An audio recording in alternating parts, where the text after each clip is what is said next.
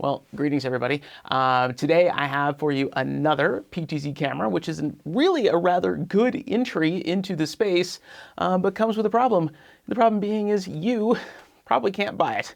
So we'll talk about that a little bit more in a minute. But first, let me tell you what this is. This is the Angekis Saber PTZ. Angekis is a company out of Hong Kong, I believe. They've been around for a while. Right now, mostly they sell in places like the UK and Europe and India and the Middle East and those sorts of deals. They do not currently have a distributor in North America, which is why I'm telling you, you probably can't actually buy one, even if you wanted to.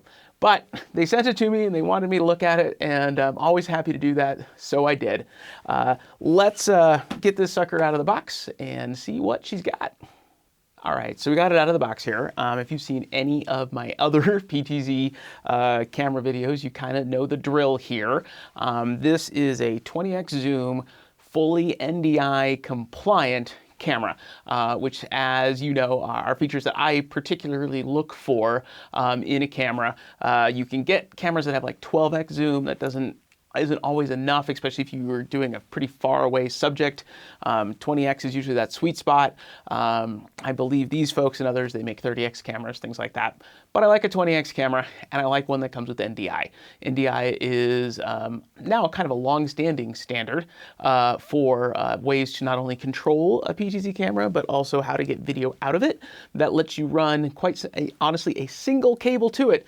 Like right now, my Ethernet cable is the only thing I have running to this camera, and that is carrying its power, it's carrying its data, and it's carrying the video out, which is something I just love because it lets you use things like OBS or vMix or those sorts of things without actually needing hardware controllers or anything like that. So the fact that it has NDI, I like. PTZ cameras come in really one of two flavors, and that's primarily done by whose image sensor are they using. While there are dozens at this point, I think, manufacturers of the cameras, the image sensor, the computer chip that's actually receiving the light and turning it into a signal that becomes the video that you use, those image sensors are really only made by two people. They're made by Sony or they're made by Panasonic. Angekis has gone the Sony route and uses the Sony image sensor, which is one I like. That tends to work really good. Also tends to give you a lot better color, vibrant color, and things like that. So I did do some color testing with this, and I've taken, when I do my color testing now, to doing it in not a particularly wonderful environment. I do it in my recording room, but I do it with all of my recording lights shut off and just kind of the overhead fluorescent bulbs that you would find a lot of places, because for me, that's a more real world scenario where you're going to use these cameras. So there should be a color test on this guy playing right now. That is shot in that way. That is a difficult environment for a camera to operate in. This one yet, I think, performed really well. So, as is the case with most of these manufacturers, they don't actually make their own image sensor because nobody does. But what different manufacturers can do is they can set things like the form factor, you know, how it looks, the different port configurations on the back, and then also the firmware. So I want to talk about all of those three things as far as it relates to this camera. This actually has one of the widest bases I have ever seen on one of these, which is really great if you're going to use it in a desktop environment like this. If you're not going to mount it on a wall, but you're going to set it on something, having that nice wide stable base is a real advantage. One of the reasons it's an advantage is when you start, especially when you start zooming into subjects, you know, really far away, or, you know, and by that I mean even like 10, 20 feet away with this camera, any vibration on the table, even a little, is going to show up bigger on the actual on the video from it. So having a wide stable base is really good to kind of hedge against, you know, that becoming too much of a problem. It does have a mounting hole on the bottom, so you can mount it to a mount if you want to. And in fact, it came with one. So the one that I was set for demo came with this really kind of nice, simple, easy to use mounting bracket that you could use it to wall mount if you wanted to. So you know, I like that. So the form factor is nice. They obviously do their own casing in plastic on the bottom. It looks nice. I like the silver on black color. Some of these are actually rather unattractive. And they're going to be out where people can see them. So I think the color and the way it does is nice. The action on it is nice. So that's great. The port situation around the back is pretty good. It's kind of one of those everything you need, nothing you don't scenarios. It's got a few things on the serial side to keep you backwards compatible with older systems. For most of us, you want the Ethernet, you want the HDMI, you want the SDI. And that's about it. So it's got those, it checks all those boxes, which is great. One thing that it does not have that I found actually rather curious is it doesn't have a physical power button. There's no like physical power switch on the back. And when I thought about that, I thought that's kind of weird. But I know here, we don't actually ever switch the power on the camera itself. They're kind of up and out of the way.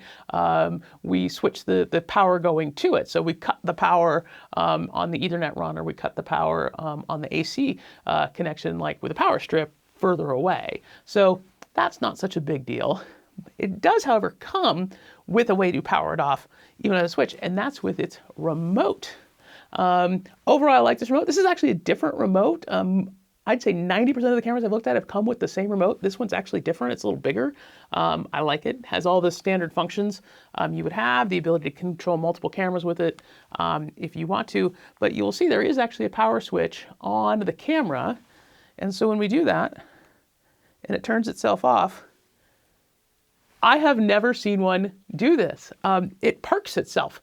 So when I turn it off, it actually, you can see how it parked itself. It turned itself around and then tilted the lens down.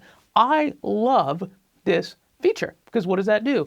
Well, by tilting the lens down, you're kind of keeping, you know, dust and stuff from falling on it nearly being as bad.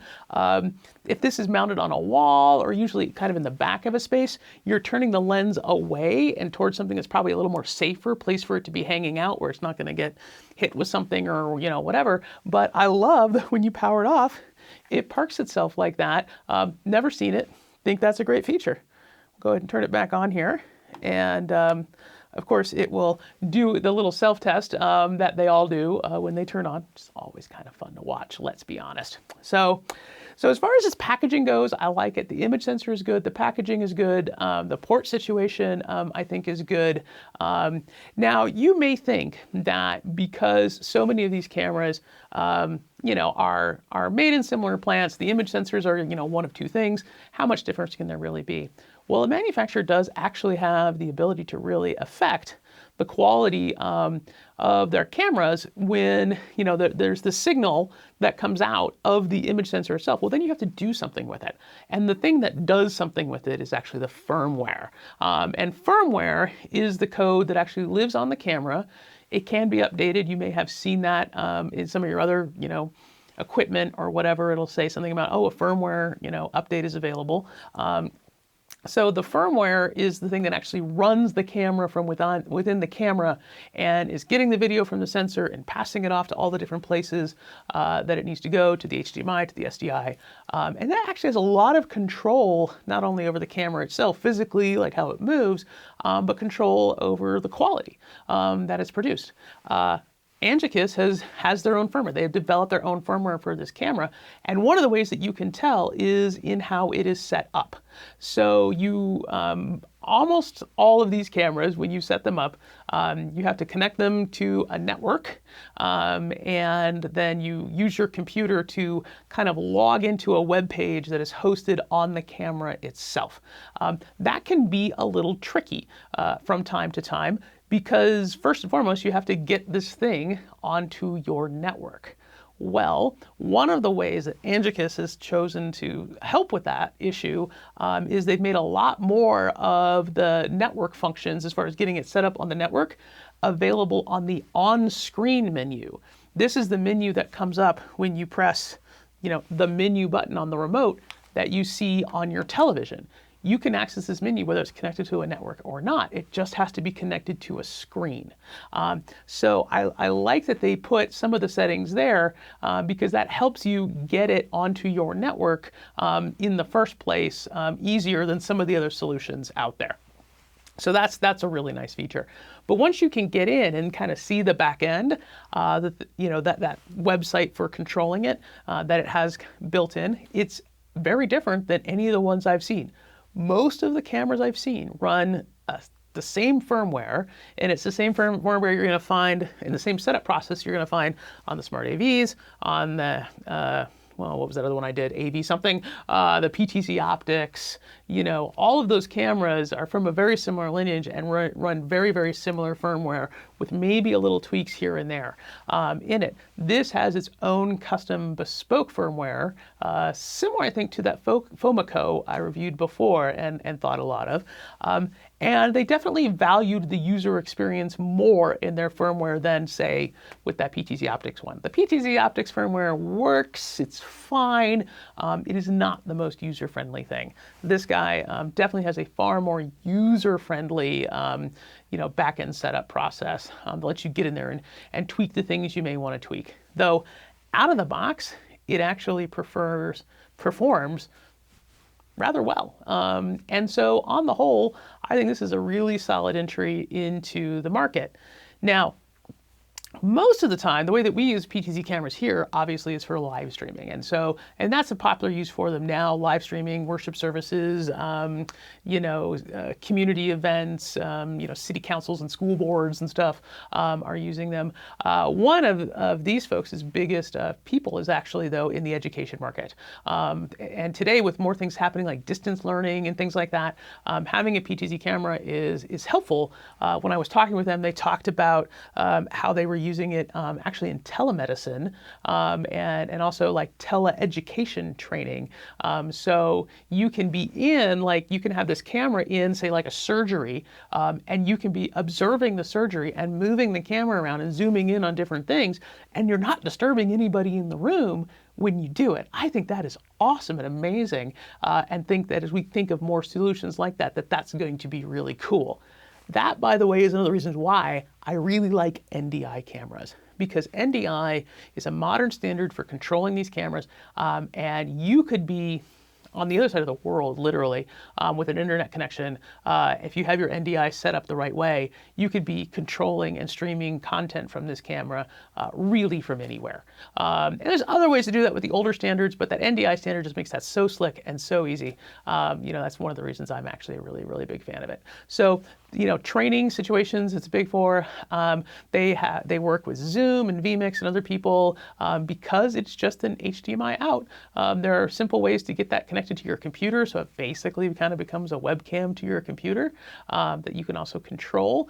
So for Zoom meetings where you want to be able to switch and move between people and those sorts of things, it's all right there for you. Of course, it does presets and all the things you would expect any real PTZ camera to do. So on the whole, I would say this is a very solid entry into the PTZ camera world. I think it offers a few little tweaks and benefits that I have not seen in other places, which I really like, which is what kind of makes it a shame that you can't actually buy it if you live in North America. There will be no Amazon links on this video because you can't get it there. They did tell me they're actually looking for a North America distributor for their products, so if that's something you're interested in, I guess, more power to you. You can buy them in, I believe, the UK and Europe. They work a lot with resellers and installers, so sometimes if you contract with somebody to put in a whole, live streaming or whole telemedicine or whatever setup, this may be one of the cameras they bring in as part of that. So that tends to be their business now. But they sent it to me, and I wanted to show it to you. I hope a few of these things, actually some of the other manufacturers will pick up. Being able to do that network control through the on-screen menu is wonderful. Their firmware, again, is good. And that when I turn it off, it parks itself feature.